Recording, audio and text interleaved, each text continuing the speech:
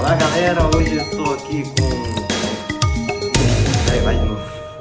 Boa tarde, a maioria já me conhece, eu me chamo Rafael e hoje eu estou com uma entrevista aqui super especialíssima com uma das vozes mais bonitas, mais marcantes do rádio, Mário Lima. Tudo bem, Mário? Tudo, querido.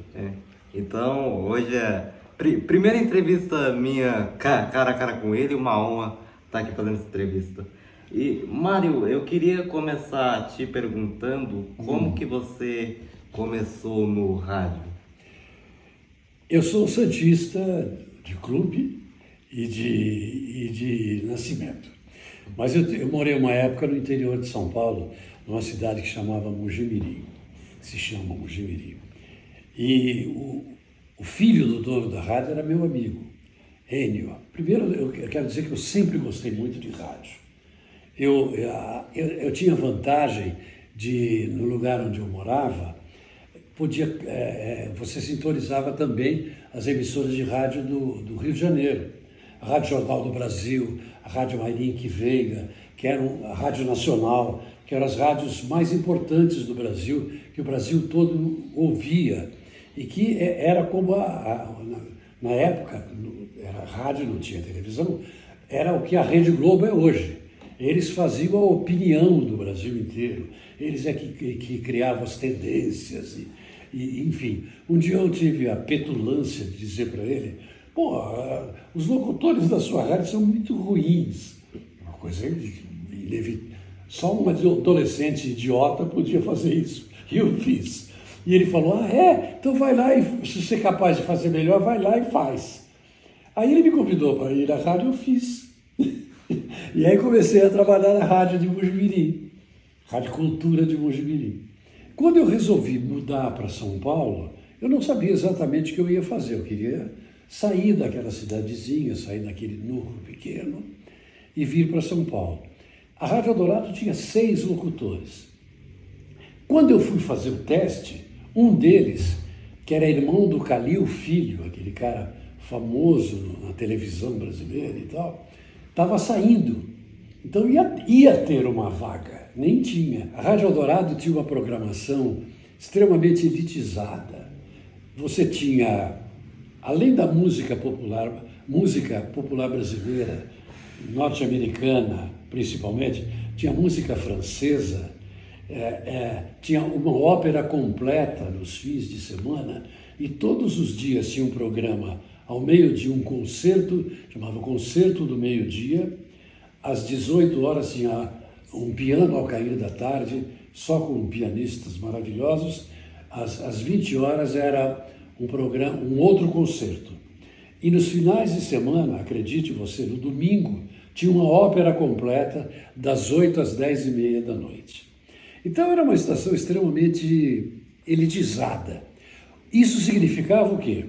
Que você tinha, como locutor, e isso eu descobri na hora de fazer o teste, que você tinha que saber inglês, francês, espanhol e ter noções de pronúncia de alemão, por exemplo, que muita coisa da música erudita é de alemães, né? Beethoven e outros compositores.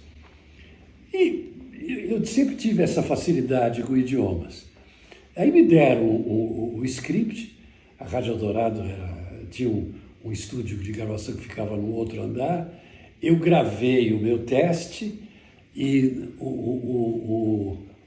a técnica de lá mandou direto para a sala do diretor artístico, que era o Carlos Vergueiro, pessoa maravilhosa, um homem de teatro, e cujo filho era o Carlinhos Vergueiro, que se notabilizou também com música popular. O estúdio onde eu gravei passou direto para a sala do Carlos Vergueiro. Quando eu desci para conversar com ele já tinha ouvido o meu teste. Ele falou, você está contratado, quando é que você pode começar a trabalhar? Comecei a escrever programas de música popular brasileira. Na época eu era casado com a Laíde Costa, que era uma grande cantora, uma dos nomes mais importantes da Bossa Nova e tal. Então eu convivia com esse pessoal nesse ambiente de música. Eu comecei como locutor, depois eu comecei a escrever programas de música por causa dessa minha ligação com a música brasileira e jazz, que eu sempre gostei. Então eu escrevi uns programas de jazz, uns programas de música brasileira. Aí eu comecei também, muito metido, eu comecei a também escrever, trabalhar na redação do jornalismo da Rádio Eldorado. E Mário, você é conhecido como uma das vozes mais marcantes do rádio. Mas eu queria saber como que você surgiu como locutor, assim, como você enxergou esse dom assim da locução. O rádio era muito importante na nossa geração, entendeu? A televisão estava apenas começando, quase não tinha, entendeu? Era uma coisa nova. Então as pessoas ouviam muito rádio, os programas musicais eram na rádio, as novelas eram de rádio, era rádio novela, entendeu? Então o rádio era o veículo mais forte de comunicação de massa. Você tinha os jornais. Então a minha carreira como profissional começou com o rádio. Eu comecei como locutor. Depois eu comecei, todas as outras coisas que eu fiz depois foram, de certa forma, relacionadas ao rádio. Eu comecei no rádio, depois comecei na televisão, aí comecei a fazer muita publicidade também, locução de publicidade.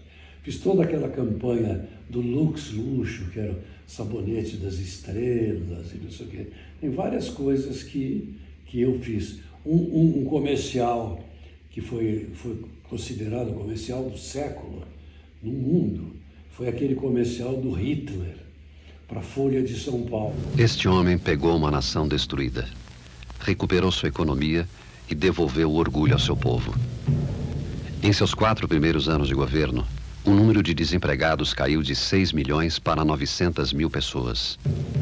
Este homem fez o produto interno bruto crescer 102% e a renda per capita dobrar. Aumentou os lucros das empresas de 175 milhões para 5 bilhões de marcos. E reduziu uma hiperinflação a no máximo 25% ao ano. Este homem adorava música e pintura, e quando jovem, imaginava seguir a carreira artística. É possível contar um monte de mentiras, dizendo só a verdade. Por isso, é preciso tomar muito cuidado com a informação e o jornal que você recebe. Folha de São Paulo, o jornal que mais se compra e o que nunca se vende. E agora falando assim do Santos Futebol Clube, Opa! e ouvindo essas histórias, você também ganhou uma camisa do Santos das mãos de Edson Arantes do Nascimento, o Rei Pelé. É isso. E como que foi qual que foi a sua sensação assim? Eu já estou emocionado. O Pelé é um personagem que me emociona às lágrimas. Eu sempre gostei muito dele, eu sou santista, nasci lá, acompanhei o grande time que o Santos tinha, onde o Pelé nasceu. E depois, pelo fato de eu ser jornalista, eu tive mais acesso a ele. Depois que eu conheci o Pelé, eu descobri que eu não precisava de nada disso, porque ele me atenderia, me daria toda a atenção, independente de se eu ser jornalista ou não, entendeu? Foi uma pessoa maravilhosa, talvez seja o brasileiro mais conhecido do mundo, né? E era uma pessoa de uma simplicidade incrível. Vou te contar o episódio da camisa do Santos que eu tenho. Ao Mário Lima, do amigo Pelé. É uma camisa que eu tenho emoldurada no escritório da minha casa. Ao lado de uma outra que tem o time inteiro do Santos autografado. Essa camisa eu havia ganho de um jornalista santista que cobria o Santos e a meu pedido, ele conseguiu uma camisa do Pelé. E eu tinha essa camisa guardada em casa, só que não tinha autógrafo. Um dia eu trabalhei como jornalista na assessoria de imprensa do Palácio do Governador Covas e eu vi na agenda do governador que o Pelé ia estar num evento lá. Falei, é hoje. Eu peguei a camisa e fui para o Palácio, para o meu trabalho lá. E quando eu cheguei no Pelé e falei, olha, eu estou com uma camisa aqui, ele falou, não tem problema nenhum. É um cara maravilhoso. Quando acabar o evento, você vai comigo até o carro, aí é sossegadinho, eu autografo para você. Aí eu fiz isso. Acabou a coisa, eu fui caminhando com ele até a garagem do palácio. Ele sentou, eu sentei, estou emocionado. Sentei do lado dele, dei a caneta que eu já vi, mas ele autografou para mim, está lá na minha casa, num quadrão grande. Dos meus 4 filhos, só um é santista. E ele já me disse que essa camisa será dele. Os outros são corintianos. Ganhar uma camisa do Rei do Futebol deve ser maravilhoso. E agora falando de rádio, assim, fazendo até uma comparação das rádios antigamente, que era da imaginação, com as rádios de hoje. Mas o que você acha que está faltando assim, nas rádios assim, de hoje em dia? Eu devo confessar para você com tristeza que eu não ouço rádio há muitos anos. Nem no carro. Eu nem sei mais como as rádios andam. Mas até onde coisa não era um tipo de rádio que me agradava, entendeu? O rádio, para mim, ou é notícia ou é música. E aquele papo, e não sei o quê, e conversa ali lá, conversa de cá, não é muita coisa. E como foi a sua experiência assim, no Jornal da Tarde? Assim, como é que foi? Foi maravilhosa. Porque é uma outra face do jornalismo. E o Jornal da Tarde também eu tive outra sorte na vida. A Eldorado foi uma revolução no rádio e o Jornal da Tarde foi uma revolução no jornalismo. Não só de São Paulo, mas brasileiro. Porque foi um jornal, ele era do Estadão, que era o jornal mais tradicional do Brasil, era o Estadão em São Paulo, o Jornal do Brasil e Globo no Rio, que eram os grandes jornais da época. Mas fiz parte dessa onda de renovação, de rejuvenescimento da comunicação, tanto de rádio como de jornal. Tá, e sobre a sua publicidade, muito ficou famoso assim, o comercial da Lux, né? Então, como é que foi para você também essa experiência? Os comerciais da Lux foram a consequência eu estava no mercado, eles escolheram a minha voz porque acharam que era compatível com a natureza do comercial e me chamaram e aí eu acabei fazendo as várias atrizes de cinema. A jovem estrela Michelle Pfeiffer usa Lux Luxo. Sua espuma é muito mais cremosa e deixa a pele suave e macia. Eu sempre vou preferir Lux Luxo para cuidar da minha pele. E agora falando fora da vida radiofônica de locutor, o que você fazia além de ler, passear, viajar e tudo mais? Eu gosto muito de música, eu ia muito a shows, gosto muito de cinema, ia muito ao cinema e gosto muito de viajar. Agora sim, falando da sua geração para mais nova, que é o meu caso, qual conselho assim você daria?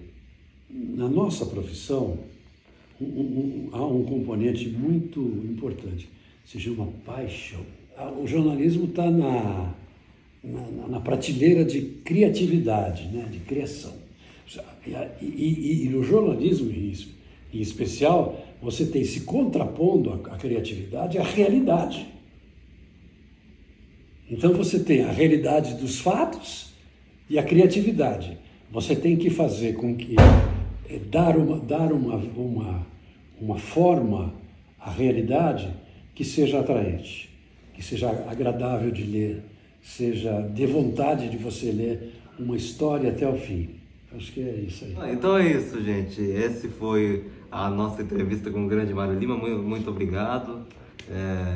Que seja a primeira de muitas entrevistas por aí. Então é isso, gente. Tchau.